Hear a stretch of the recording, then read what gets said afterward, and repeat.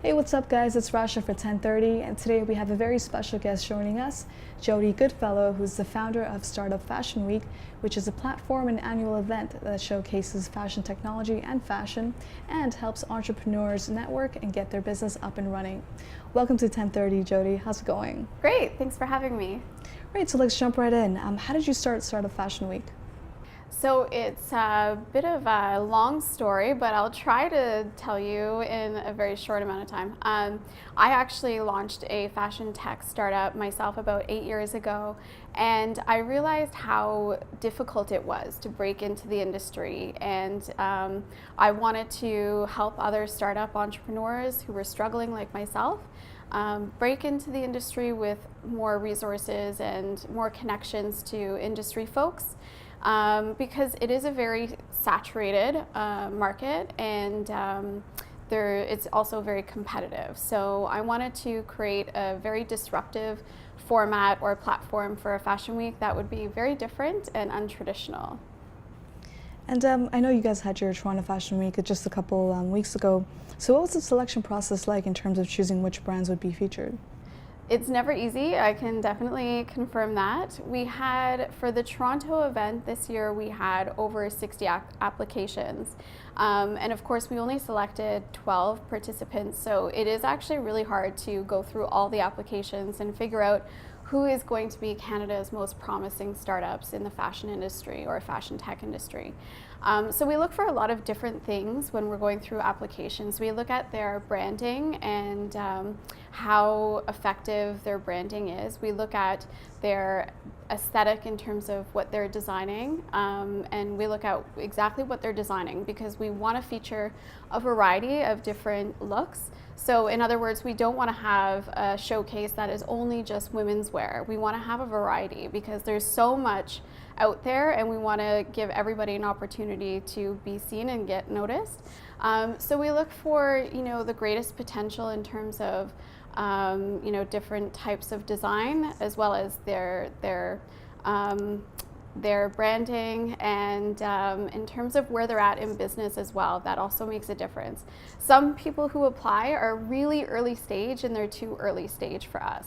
So we need to make sure that the people behind the businesses are ready to actually be prepared for this experience because it is a lot of extra work on top of daily business operations.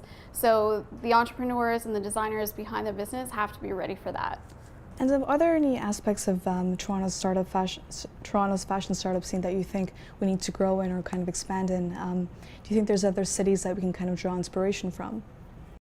I think there's a lot of really cool things happening around the world. Myself, I was invited to participate at a speaking event a few years back in Las Vegas, downtown Vegas, and they had something really interesting happening there. They had a whole ecosystem happening focused just on entrepreneurs and startups within the downtown Vegas area. It was called the Downtown Project. And they had something called the Stitch Factory. And the Stitch Factory was it was a facility where designers could go, they could rent space, or they could hire people who work there permanently to do the pattern making or the sewing or what have you. But it was like an actual factory. And I know that's a challenge for a lot of people here. The creatives, sometimes they know they have skills in one area, but they don't have skill sets in all of the areas. So that's sometimes a challenge that I know a lot of designers have come across, is finding the resources to help them get through all the logistics to make their brand work. So that was something that I really was fascinated with, and I think if there were more, if there was access to more facilities like that or resources like that, it would definitely help the creative process and the business operations a lot better. And for the future, what do you think the future of fashion and technology will look like in terms of new trends or new innovations? I think that in the last few years we've seen a lot of changes happening where fashion and technology was, intersecting. A few years back, wearable tech was a huge buzzword, and that has been overshadowed now by, a lot of interest in AI and AR.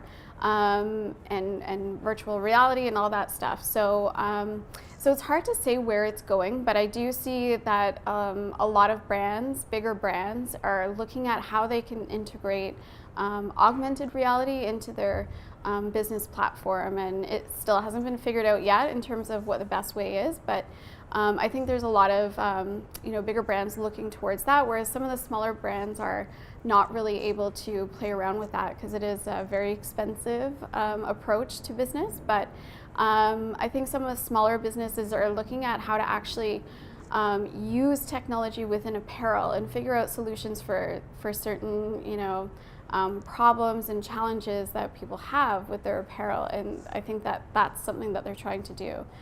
In terms of entrepreneurs, that's the startup approach, is figuring out how to solve problems with technology and fashion. Are there any Toronto influencers or existing brands that you think best represent the growing fashion tech startup scene? Absolutely. So some of our alumni have really proven success with their endeavors, and one of them is a brand called Enlighten.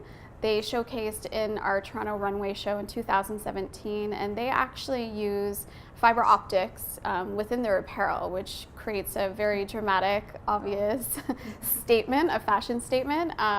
But that's something that I think is really on trend right now, and I see it actually growing in other ways as well as a business. And so I think they're doing something really cool and innovative.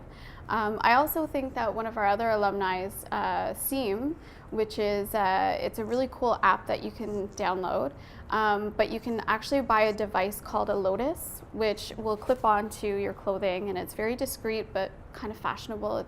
It's a tech device that doesn't look too techy. And what it does is it pairs with the app, and you pre-program all of your emergency contacts into the app. And if you're ever in a situation where you feel unsafe, you can activate the device to do audio recording, and it will actually contact all of your emergency contacts and send them your exact GPS location as well as any audio recording. So it shows to me that they're doing something really cool and innovative. They're solving some interesting problems and challenges that people have discovered, and they're making something really interesting that you can wear without making it too noticeable. So why are you expanding to Vancouver? Well, we had a lot of success this year with expanding to Montreal.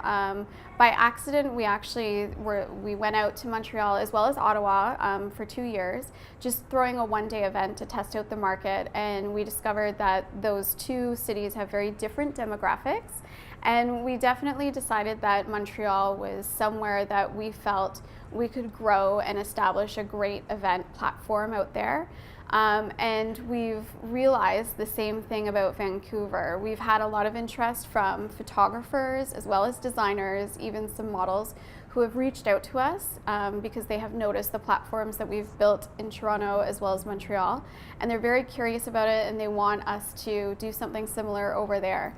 So after the success of Toronto as well as Montreal, we are looking at hosting a one-day event in 2019 in Vancouver, and we're super excited. So who's your style icon? That's a very difficult question, but I would have to say that Mindy Kaling is my style icon. I think she's fabulous, and I love that no matter what project she's working on, she definitely has her own flair, and she loves wearing loud colors, loud prints, and she always looks really amazing. So she'd definitely be my style icon, although I don't think I can quite pull off the same look as her. Thank you so much for joining us today, Jodi. Let us know, how can people kind of learn more about Startup Fashion Week? Sure. So people can go onto our website. It's startupfashionweek.com, or they can find us on Instagram. We have 3 different accounts now, at Startup Fashion Week, at SFW Montreal, and our newest account is at SFW Vancouver. Right. Be sure to check it out, guys. Thank you so much. Thank you.